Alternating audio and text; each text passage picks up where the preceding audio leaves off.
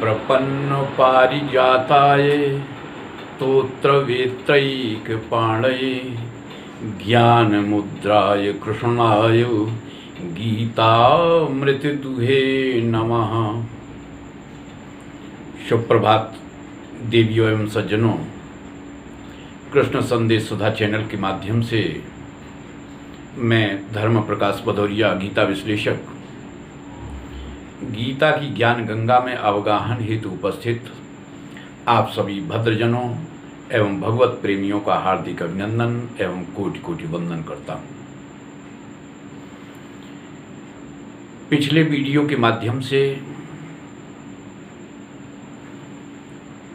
श्रीमद् भगवद गीता के द्वितीय अध्याय में अर्जुन के द्वारा पूछे गए प्रश्न के संबंध में भगवान उत्तर दे रहे थे कि स्थित प्रज्ञ किसे कहते हैं, उसकी परिभाषा क्या है, वह कैसे संभाषण करता है, कैसे बोलता है, कैसे बैठता है और कैसे व्यवहार करता है। भगवान कृष्ण ने इन प्रश्नों का उत्तर 18 श्लोकों के माध्यम से दिया। तो पिछले वीडियो में विश्लेषण करते समय हमने आप लोगों के समक्ष इस बात को स्पष्ट किया था कि मधुसूदन भगवान अर्जुन को कहते हैं कि देखो अर्जुन,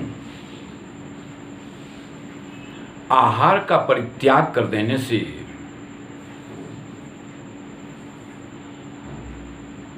विषयों से निवृत्ति तो हो सकती है, लेकिन विषयों की जो राग हैं उनसे निवृत्ति तो तभी हो सकती है जब परम दृष्ट्वा निवर्तते, जो सबसे परे आत्म तत्व है, उसका दर्शन हो जाने पर ही रागों से निवृत्ति हो सकती है।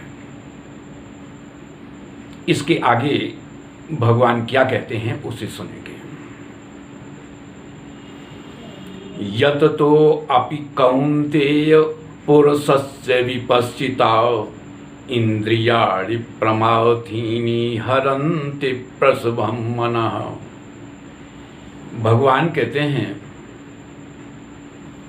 ऐसे लोग जो बड़े बुद्धिमान अपने को मानते हैं, वो नाना प्रकार के यत्न करते हैं इन इंद्रियों पर नियंत्रण करने के लिए कि ये समस्त इंद्रियां हमारे अधिकार क्षेत्र में आ जाएं, लेकिन उनका प्रयत्न निष्फल जाता है।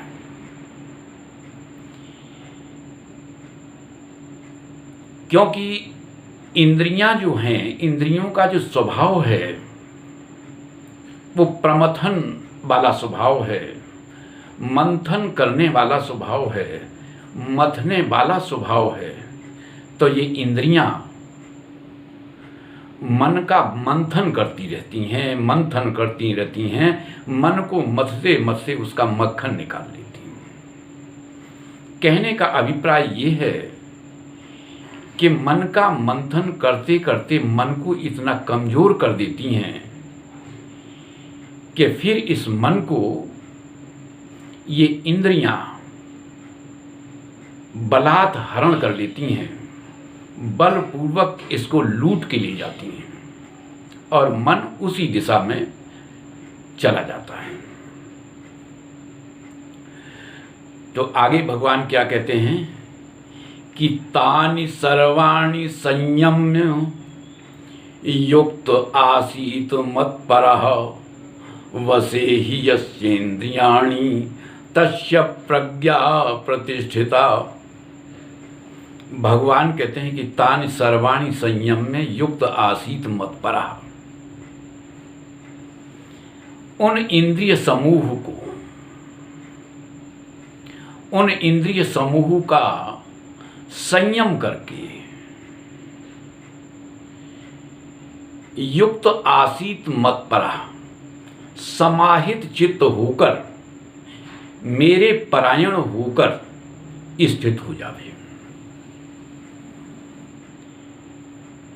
यहाँ पर युक्त शब्द जो है, इससे अभिप्राय समाहित चित्त, एक योगी के लिए कहा गया है कि योगी का जो चित्त होता है वो समाहित होता है,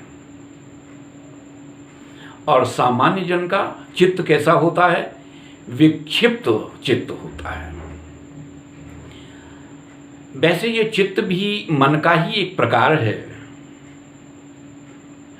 मन, बुद्धि, चित्त, अहंकार, ये सारे के सारे मन के ही प्रकार हैं। तो यहाँ पर विशेष रूप से भगवान कहते हैं कि समाहित चित्त होकर के, समाहित चित्त जिसका होता है उसके जीवन में सुख दुख का कोई महत्व नहीं रह जाता है, उसका जीवन सुख दुख से परे होता है। और विक्षिप्त चित्त वाला जो व्यक्ति होता है उसके जीवन में सुख दुख सब कुछ होता है। तो यहाँ पर भगवान क्या कहते हैं कि युक्त आसीत मत्परः, समाहित चित्त होकर के और मेरे परायण होकर के। यहाँ पर एक बात और स्पष्ट कर दें आप लोगों के समक्ष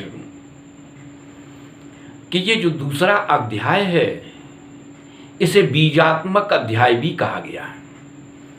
तो यहाँ पर दो चीजों का बीज डाल दिया गया है, एक तो योग का और एक भक्ति का। युक्त योग का बीज है और मत परायण ये भक्ति का बीज है। इसलिए इस अध्याय को बीजात्मक अध्याय भी कहा गया। दूसरी बात यह भी ध्यान देंगे कि भगवान अर्जुन के जो प्रश्न का उत्तर दे रहे हैं उसमें सब कुछ स्पष्ट हो रहा है। जैसे सबसे पहली बात अर्जुन ने ये पूछी थी कि स्थित प्रज्ञ जो होता है वह कैसे बोलता है, कैसे व्याख्यान देता है। तो भगवान ने क्या बताया है कि उसका प्रभाषण क्या है कि नाभिनंदति न द्वेष्टि। स्थित प्रज्ञ का ये प्रभाषण हुआ। और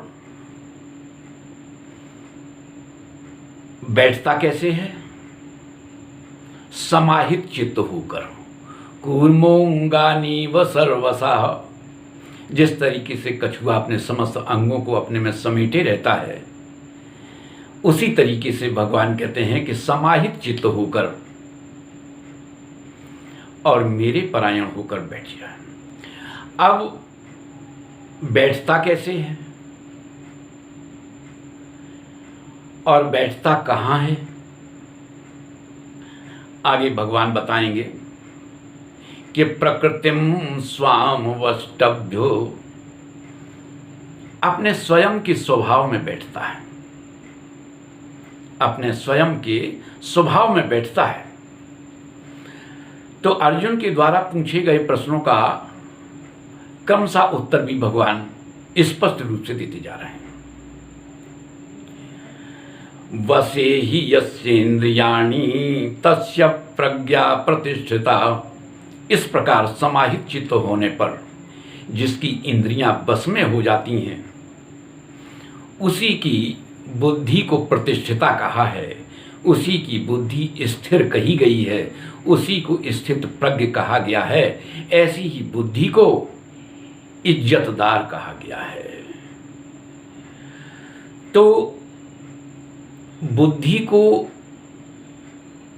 स्थित करने के लिए, बुद्धि को स्थिर करने के लिए, स्थित प्रज्ञ होने के लिए मार्ग में क्या क्या बाधाएं आती हैं, उन बाधाओं का जो विश्लेषण किया है वो अगले वीडियो में हम आपको बताएंगे। तो आज की वीडियो में बस इतना ही। आज की चर्चा आपको यदि पसंद आई हो तो हमारे वीडियो को ज़्यादा से ज़्यादा लाइक करें, शेयर करें, अपनी आख्या दें, और यदि आप नए हैं तो हमारे चैनल को सब्सक्राइब अवश्य करें। जय श्री कृष्ण।